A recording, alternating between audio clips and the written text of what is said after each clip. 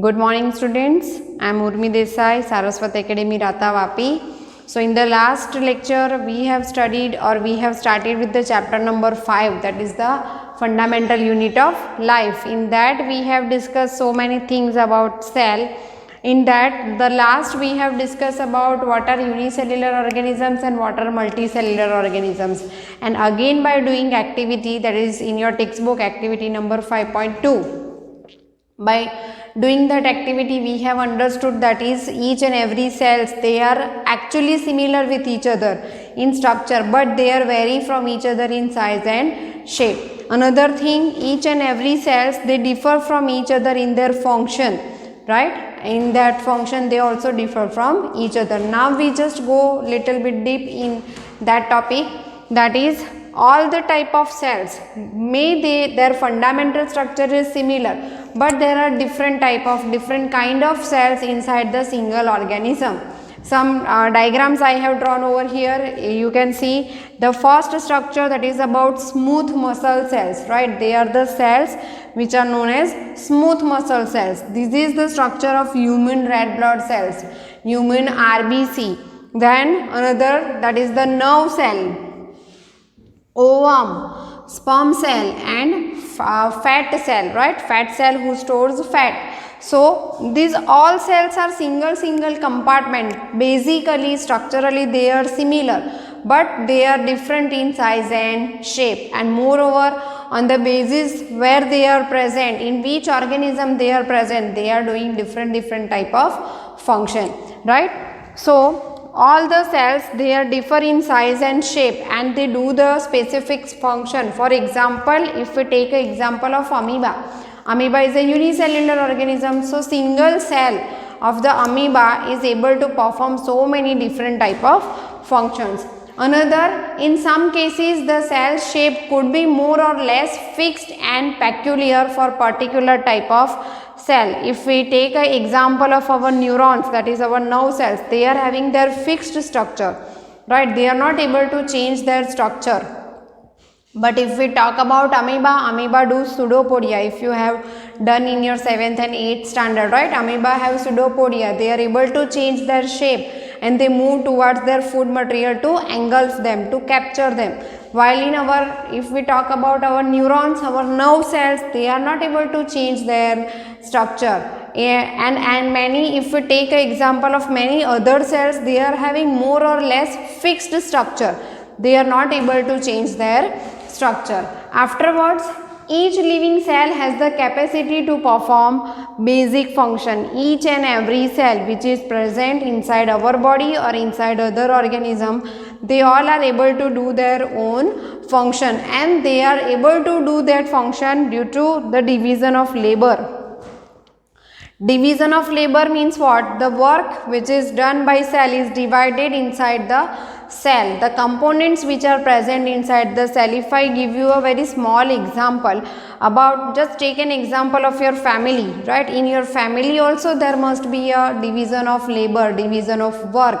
That is, if some financial issues are there, then your father will handle that issues. That is the division of work, right? If some problems, some issues related with the household groceries and related to you, related to your studies, then that will be handled by your mother. So that is a very basic example, that is the division of work, division of labor. So similar way, each and every cell is also doing so many functions, but that functions, that work is divided into so many compartments which are present in cell, and that compartments are known as cell organelles. That compartment are known as cell organelles. Now, if we take an example of division of work, division of labor, just think about our human body.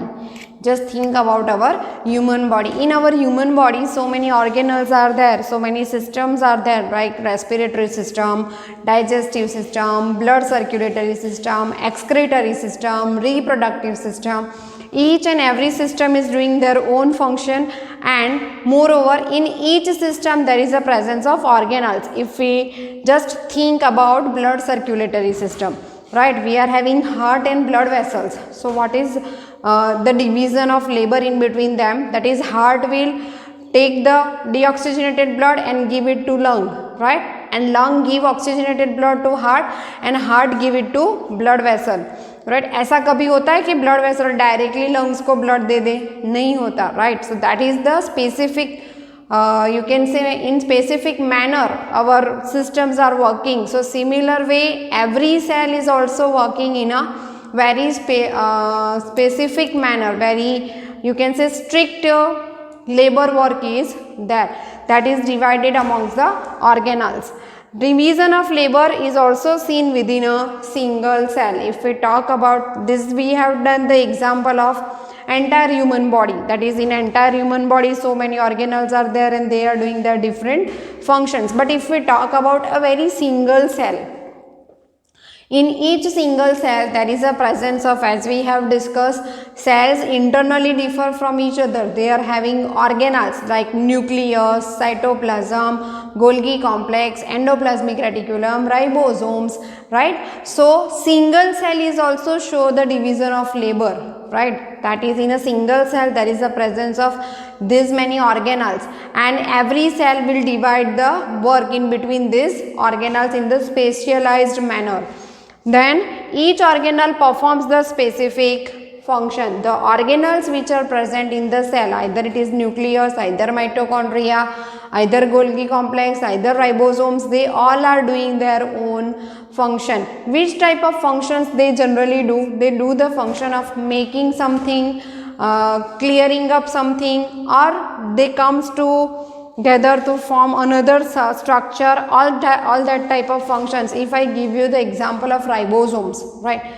Ribosomes are responsible for making protein. So they do the work, protein making, right? Another example, nucleus. In nucleus our genetic material is there. So what is the function of nucleus? Nucleus is controlling all the activities which is going inside the cell, right? Another example, if I give you the example of mitochondria, you already know mitochondria is known as powerhouse of the cell.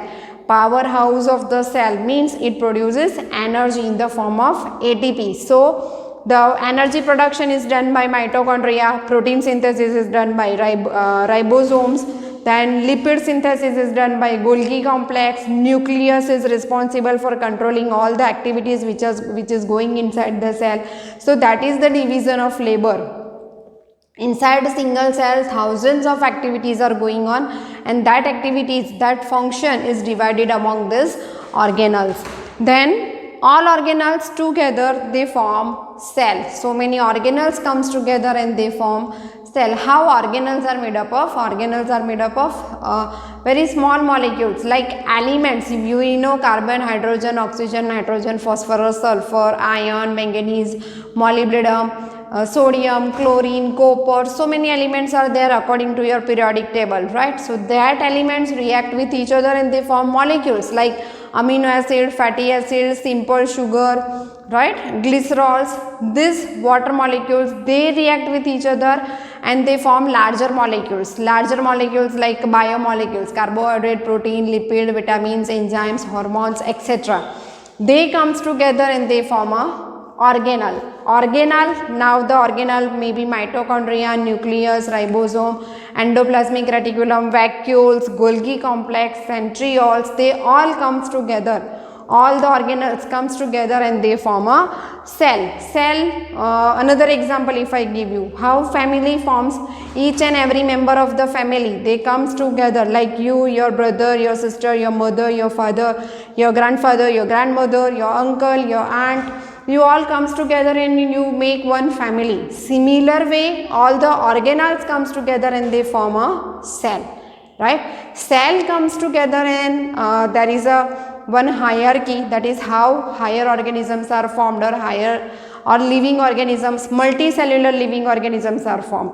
Basically over here you have to understand that is how cell is formed and how cell do the function, right? Now all cells have some organelle but do different functions, and in which organism it is present, right? Each and every cell have organelle. All the cells inside them they are having organelle. Each organelle is doing a function, but which type of function is done by cell, that depends on the location where that cell is present and in which type of organism that cell is present, right? If I give you another example of this statement, that is, when you are at your home you are behaving differently, when you are at school you are behaving differently, when you are with your friends your behavior is different. Similar way, cells are present in each and every part of living organism, but where they are present, in which type of organism they are present, on that basis they do their function, right? So till here in chapter 5 what we have discussed, what is the history of cell and what are the cells, right? How living organisms, we can say they are made up of cell with the help of two activities also and with the help of some basic concepts also. So now in your textbook two questions are given, that is one in text question, that is who discovered cell and how. We have already done that you have to write down the answers of this question in your notebook, right? Who discovered the cell? That is Robert Hooke. And how? That procedure you have to write down in the cork of a tree, right? Another one, why is a cell called structural and functional unit of cell? That also you have to give answer. We have already done this. Why it is known as a structural unit of the cell, structural unit of the organism, and why it is also known as functional unit of living organism, right? Now we will move on further in the chapter. Now we are going to study cell little bit more, so you will able to understand exactly what is cell. Okay, take a screenshot and we will move further. Okay. Okay students, so let's continue in our chapter number 5. Till this what we have discussed? We have discussed what is cell, what is its discovery, why cell is known as structural and functional unit, and then we have discussed that is each and every cell is having a division of labor, right? That is inside the cell there is the presence of organelles, and that organelles are responsible for function of cell. So now we will see, that is we have seen already in the history, that is after the discovery of electron microscope in 1940, we are able to study the cell more deeply and we are able to study their internal structure.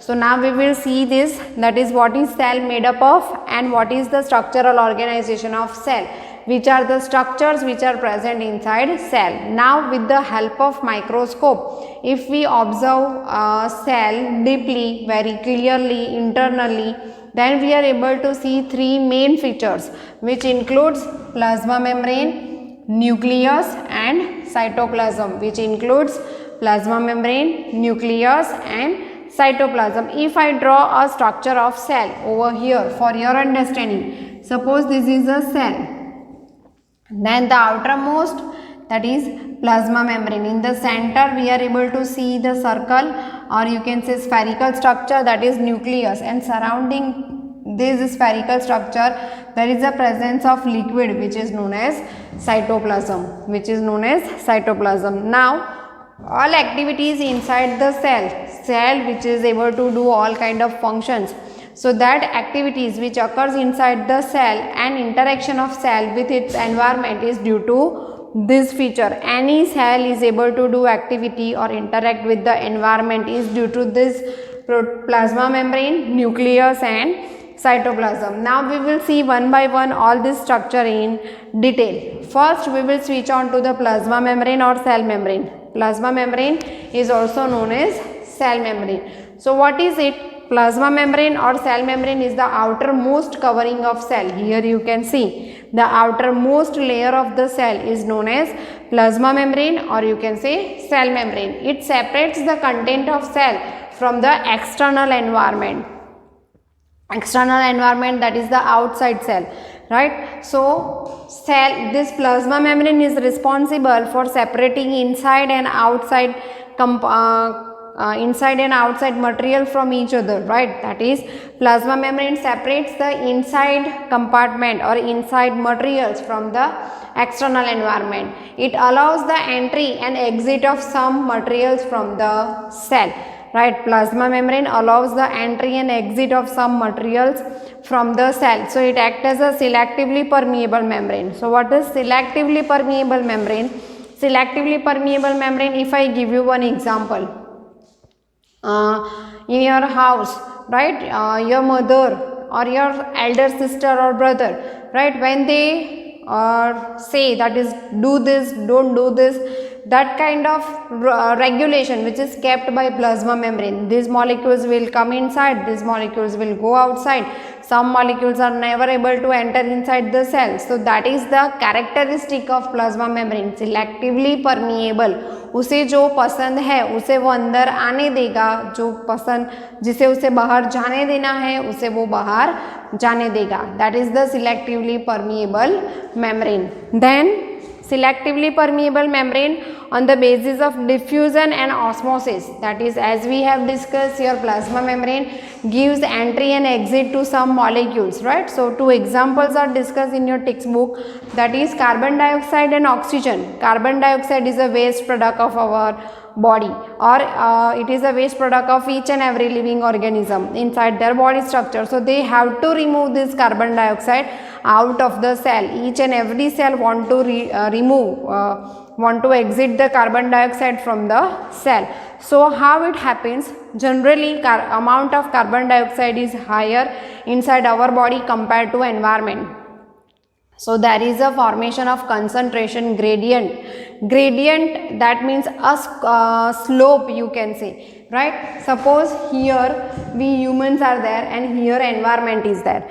So inside our body carbon dioxide is in higher concentration. Here is in human it is in higher concentration. And if we talk about environment, compared to human body, in environment there is a low concentration of CO2. Right? So it forms higher to lower slope, which is known as concentration gradient. Right? So molecule, why we always exhale CO2, why we don't exhale O2? हम जब सांस लेते हैं बाहर निकालते हैं तो बाहर निकालते हैं उसमें कार्बन डाइऑक्साइड ही क्यों निकालते हैं, ऑक्सीजन क्यों नहीं निकाल देते? That is based on this concentration gradient. Right? हमारी बॉडी में कार्बन डाइऑक्साइड का कंटेंट ज़्यादा है, एटमॉस्फेयर में कम है. That's why we always exhale CO2. So CO2 exhale from your body outside the environment till equilibrium established. Now what is equilibrium? That is equal concentration. हमारी body में और environment में जब इक्वल कंसंट्रेशन होता है तब तक हम CO2 एक्सेल कर सकते हैं. जैसे ही लंग्स में CO2 और एनवायरनमेंट में CO2 का लेवल इक्विलिब्रियम पे आ गया, now we start inhaling, right? So on the basis of concentration gradient, when molecules moves from higher concentration to lower concentration, that is known as diffusion. So plasma membrane play important role in the diffusion. That is very common example, carbon dioxide moves from higher concentration to lower concentration, that is from our lungs it moves towards the environment. We exhale out CO2 into the environment and it establish equilibrium. Then second example is about oxygen, right? Here the opposite condition is there. In human body oxygen level is decreased because our cells continuously using oxygen, while in environment oxygen level is increased. So here slope, or you can say concentration gradient, forms like this. In environment high concentration, in human body low concentration. So again oxygen movement occurs from high concentration to low concentration. That's why we are able to inhale oxygen. So here also the movement of molecule occurs till equilibrium establish. दोनों बाजू oxygen के content same होंगे, oxygen के molecules का concentration same होगा, तब तक वो ऐसे एक्सचेंज करेगा. तो generally how cell is able to exchange this CO2 और O2, कार्बन डाइऑक्साइड और oxygen, that is with the help of plasma membrane, and the movement of this gaseous molecule is known as diffusion. Generally these molecules moves from higher concentration to lower concentration with the help of plasma membrane. Second example, that is about water.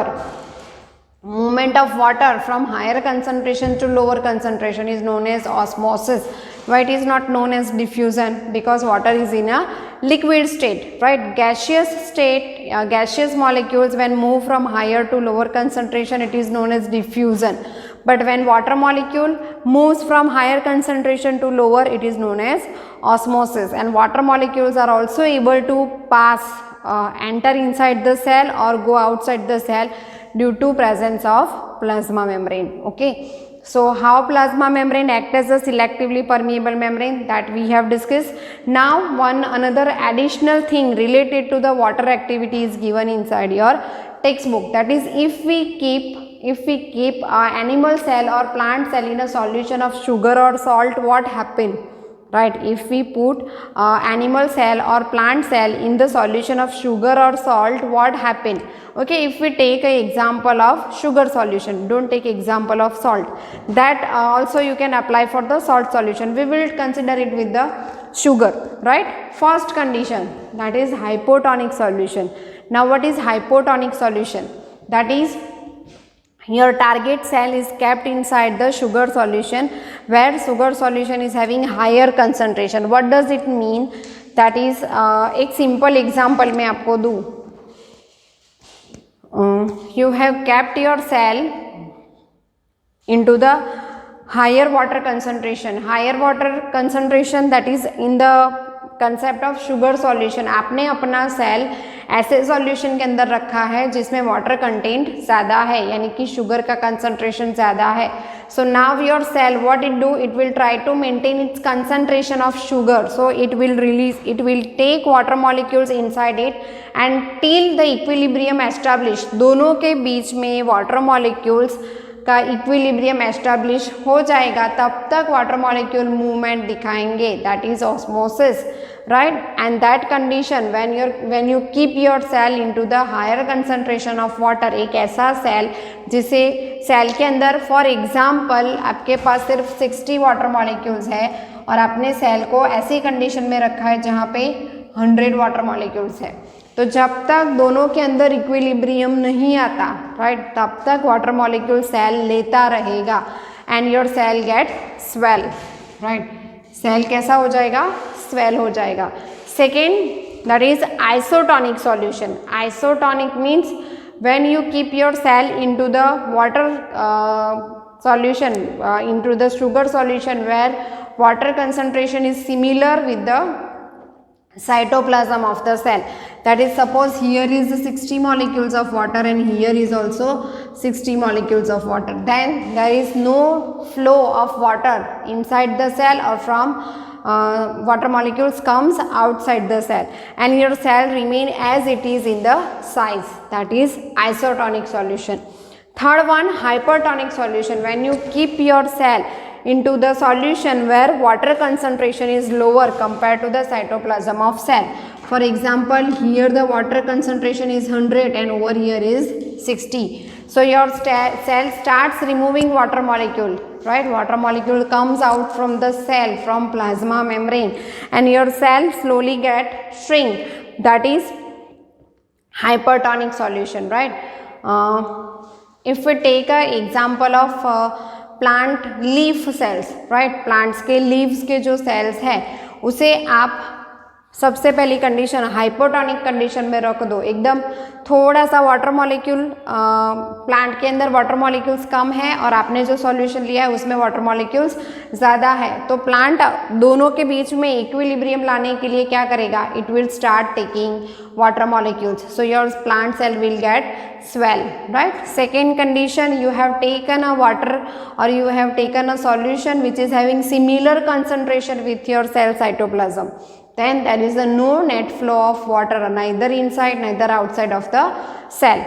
Then that is the isotonic solution. And third, hypertonic solution means when inside your cell water concentration is high and outside the cell water concentration is low. So your cells start moving the water outside, right? Water exit from the cell. Due to that your cell will get shrink. So these are the three conditions in which plasma membrane play important role. Basically, if we say that is due to presence of plasma membrane, cells are able to maintain their water content, right? So today we'll stop over here in the plasma membrane. In the next lecture we will see with the two activities, that is how plasma membrane play important role, right? Students, write it in your notebook in a very short way so you are able to understand it properly. Bye students.